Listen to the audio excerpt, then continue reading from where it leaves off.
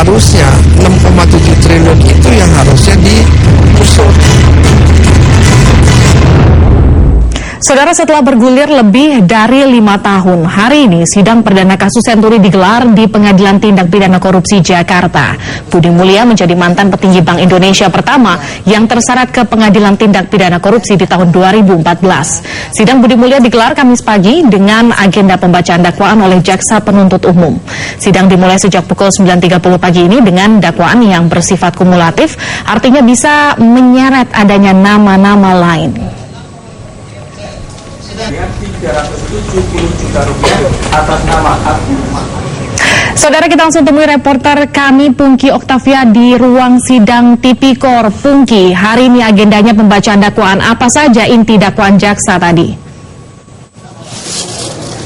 Ya, selamat siang Levi. Untuk dakwaan yang disebutkan oleh Jaksa Penuntut Umum hingga saat ini belum selesai dibacakan sejak pukul 9.30 tadi. Ini berarti sudah sekitar 2,5 jam Jaksa Penuntut Umum dari KPK membacakan surat dakwaan yang menurut informasi yang diperoleh dari Wakil Ketua KPK Bambang Wijoyanto menyatakan bahwa ada sekitar 180 halaman surat dakwaan bagi terdakwa Budi Mulya, mantan Deputi Gubernur Bank Indonesia.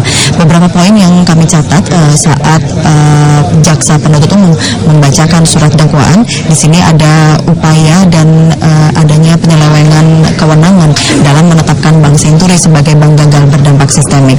Bank gagal berdampak sistemik ini berarti jika tidak disuntikan dana kepada Bank Senturi, berarti akan terjadi efek domino kepada bank-bank lain.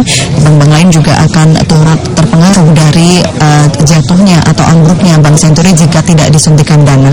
Oleh karena itu, karena bank gagal berdampak sistemik ini akhirnya Bank Senturi diserahkan atau diambil alih oleh LPS dan kemudian mendapat suntikan dana sebesar 6,7 triliun rupiah yang digelontorkan mulai dari sekitar bulan November 2008 hingga bulan Juli 2009. 6,7 triliun rupiah ini seharusnya memang harus diusut kemana sebenarnya uang-uang ini pergi. Dan mengenai terkait dengan beberapa nama yang sempat disebutkan dalam persidangan, saudara, tadi ada beberapa nama yang sudah disebutkan. Untuk nama Wakil Presiden Budiono memang belum secara gamblang disebutkan dalam pembacaan surat dakwaan ini. Namun tadi yang sudah disebutkan justru adalah nama tersangka lain dari kasus ini, yaitu Siti Halimah Fajriah yang pada saat itu bertindak selaku Deputi Gubernur Bidang 6 Pengawasan Bank Umum dan Bank Syariah, di mana Siti Halimah Fajriah ini diduga telah melakukan disposisi dan menandatangani disposisi dalam pemberian dana talangan Bank Senturi. Siti Halimah Fajriah ini telah ditetapkan sebagai tersangka oleh KPK pada 21 November 2012 dan sayangnya karena kondisi kesehatan yang tidak memenuhi syarat untuk melakukan pemeriksaan di KPK, hingga saat ini Siti Fajriah belum juga kembali diperiksa oleh KPK.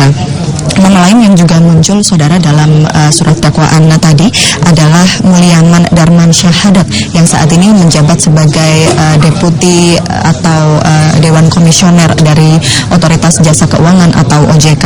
Pada tahun 2008 lalu, Mulyaman Hadat ini menjabat sebagai Deputi Gubernur Bidang 5 Kebijakan Perbankan atau Stabilitas Sistem Keuangan dan selaku anggota Dewan Komisioner Lembaga Penjamin Simpanan atau LPS. Dan beberapa poin juga yang kami catat, saudara, mengenai modus atau dugaan yang dilakukan penyelewengan kewenangan. Ini salah satunya adalah dengan mengubah aturan mengenai besaran kebutuhan dana untuk menaikkan capital adequacy ratio atau CAR, yaitu nilai kecukupan modal dari sebuah bank atau Bank Senturi.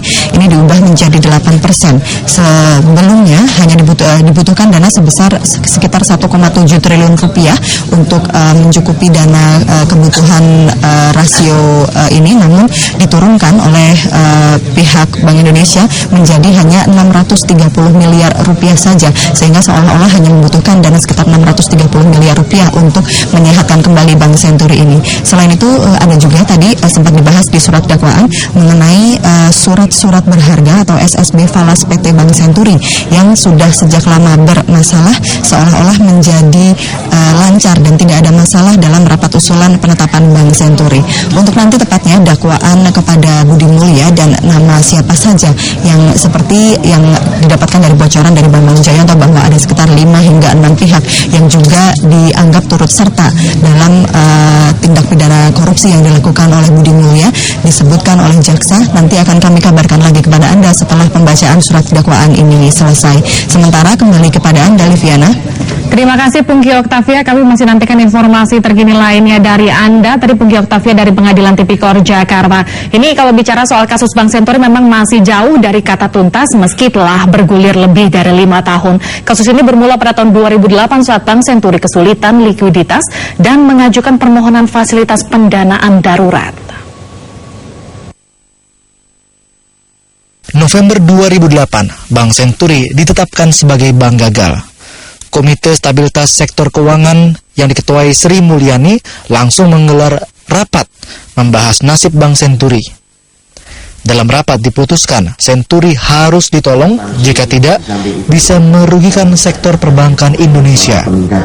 Sebenarnya Senturi tak berhak mendapat bantuan dilihat dari kecukupan modal minimum. Namun ternyata Bank Indonesia yang saat itu dipimpin Budiono mengubah peraturan sehingga Bank Senturi menjadi berhak mendapat fasilitas pinjaman jangka pendek.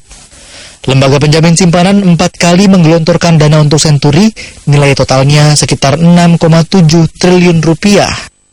Meski jadi kontroversi sejak dikucurkan dana, kejanggalan Senturi secara resmi terkuak pada 2009.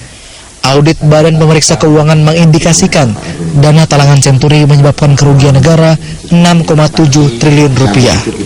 Sebanyak 69 tokoh yang terlibat Senturi diperiksa KPK, 38 orang jadi tersangka, termasuk sejumlah pejabat Bank Indonesia.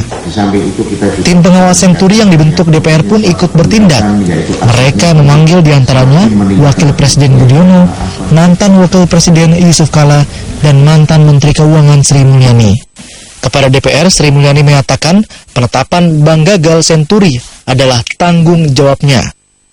Belakangan, mantan Wakil Presiden Yusuf Kala menyebut Sri Mulyani ditipu oleh Bank Indonesia. Siapa benar dan siapa yang bersalah di kasus Senturi bisa mulai terbuka dari duduknya mantan Deputi Gubernur Bank Indonesia di Pengadilan Tindak Pidana Korupsi. Tim Liputan Kompas TV.